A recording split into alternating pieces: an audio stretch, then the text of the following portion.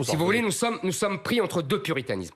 Entre le puritanisme de la théorie du genre qui nous dit une femme n'est pas une femme, un homme n'est pas un homme, et le puritanisme islamique qui interdit aux femmes de mettre des jupes et de se balader et qui les traite de putes quand elles s'habillent de façon féminine. C'est ça la vie des Français aujourd'hui. C'est pas la parité dans les conseils d'administration. C'est ça la vie des Français. Bon, alors déjà dans le conseil d'administration, moi je trouve ça plutôt mieux et je trouve ça surtout plus intéressant. Oui, c'est bien pour 10 personnes, c'est très bien. Elles sont très contentes et c'est très bien pour elles. Mais c'est pas le sujet, pardonnez-moi. C'est pas un sujet qui concerne les Françaises et les femmes françaises. Je ne vous dis pas ça, c'est vous qui en avez parlé. C'est pas moi quand même. J'ai donné un exemple. Non, mais bon. Oui, enfin, c'est vous qui en avez parlé, ne me reprochez pas d'en parler à mon tour. Mais je vous reproche pas d'en parler. De même que ça existe aussi au niveau, ce qui est plus intéressant que les conseils d'administration, des conseils de direction, eh ben là aussi c'est une bonne chose. Sur le reste, l'idée selon laquelle il ne doit pas y avoir de discrimination positive, alors je suis désolé, moi je pense exactement le contraire. Je pense qu'on est un pays dans lequel la discrimination positive a toujours été employée, je dis bien toujours. Alors là, vous m'en... Mais ça, sans arrêt, enfin. Ah oui. Mais bien entendu. Ah, quand on était jeune, elle était employée. Mais bien entendu. Ah oui. Vous êtes rentré à Sciences Po parce que vous étiez dans un quartier populaire. Moi pas, excusez-moi. Moi j'habitais dans le 18e arrondissement, j'ai passé le même concours que les gens qui habitaient dans le 7e arrondissement. Attendez, ne me reprochez pas milieu d'habitation. Mais pas du tout, je ne vous reproche pas, je vous dis que là vous dites des bêtises, excusez-moi. Mais non, je ne dis pas de bêtises. Mais si, vous dites des bêtises. Parce que vous ne regardez que, comme souvent, enfin même comme toujours, uniquement à travers un regard partial, mais si. Quand vous dites discrimination positive, vous pensez que c'est discrimination positive pour les femmes. Moi je dis... Non. Non, pas seulement. Je parle de Sciences Po, c'est pour les gens des banlieues. C'est pas que pour les femmes, je suis désolé. Les sons Sciences Po qu'on connaît par cœur tous les deux, justement. Peut-être même moi encore mieux que vous. Hein, alors justement. J'y ai enseigné 20 ans quand même, donc j'ai une petite idée de ce que c'est. La discrimination positive, ça a été un moyen d'amélioration sociale dans l'histoire de la France. C'est faux. Mais si. Mais excusez-moi, vous dites n'importe quoi. Écoutez, je vous donne des exemples. Alors, des exemples. D'abord, moi je ne dis pas que vous dites n'importe quoi. Mais là, en l'occurrence, vous dites n'importe quoi. Excusez-moi. Il va vous donner des exemples. Excusez-moi, là, c'est plus fort que moi. Je suis désolé. Alors, il faut apprendre à vous contrôler. Non, en l'occurrence. Il faut apprendre à vous contrôler. Attendez, qu'est-ce que vous appelez discrimination positive, Alain Duhamel? Parce qu'on se mette d'accord sur les mots. Si vous me laissez parler, j'aurai peut-être une chance de pouvoir le dire.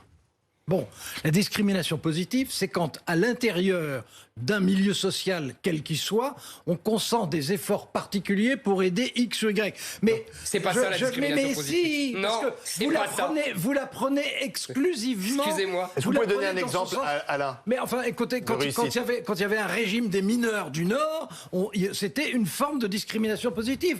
Quand il y avait une aide au cas avec l'aménagement du territoire, comme ça existait sous le gaullisme, par exemple, pour développer telle ou telle région, il y avait discrimination positive à partir du moment où, en un lieu, ou bien dans une fraction du corps social, on décidait de faire un effort particulier pour X et Y. Et on a fait de la discrimination positive. Mais bien sûr que si. Pardonnez-moi, je peux vous répondre. On a fait ça. Je peux vous répondre. Pardonnez-moi, je peux vous répondre. Par fraction du corps social, on fait de la discrimination positive. Mais enfin,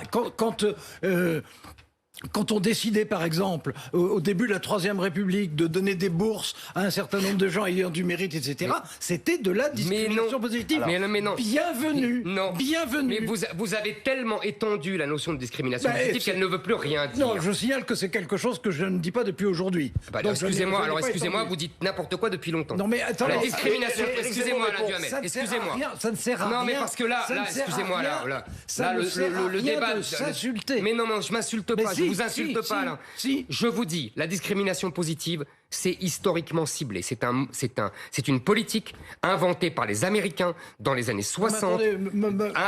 Non mais excusez-moi. C'est une politique inventée par les Américains dans les années 60 pour compenser le retard des Noirs à l'université et socialement à cause de l'esclavage et de la discrimination des Noirs. Mais non, mais d'accord, mais on le faisait en France. Non, c'est pas ça la discrimination positive. Ah bah il y a la bonne et la mauvaise. Non, mais non, il n'y a pas la bonne et la mauvaise. Il y a la discrimination positive et il n'y a pas la discrimination positive. Vous n'êtes pas d'accord entre vous? La discrimination, je finis. La discrimination positive, c'est permettre en l'occurrence, des Noirs américains d'avoir l'entrée dans des universités sans qu'ils passent l'examen, sans qu'ils aient le niveau requis, parce qu'on estimait qu'ils avaient pris tellement de retard à cause des mesures racistes prises par les Blancs qu'on devait les aider. Les Français ont adopté ces mesures dans les années 90-2000, d'abord à Sciences Po et ailleurs. Ça veut dire, on estime que, alors qu'on n'a jamais eu d'esclavage en métropole française, on estime que les gens des banlieues, les immigrés extra-européens, doivent être favorisés. La discrimination positive, c'est ça. C'est ce qu'a fait Sciences Po. Faire rentrer des gens parce qu'ils habitent dans les banlieues et qui ne passent pas le concours. Excusez-moi, c'est pas donner des bourses. Parce que les gens qui avaient des bourses, ils passaient les mêmes examens que les autres. Alors vous n'êtes pas d'accord. Vous n'êtes pas d'accord. Et on n'est pas d'accord. Il y a la vraie définition. Mais vous n'êtes pas d'accord. Non, On ne fait pas des définitions. Attendez, vous savez pas ce que je veux dire. Du moment que c'est ce que dit Éric Zemmour, c'est qu'il a raison. C'est évident. C'est pas la peine. Revenons sur une des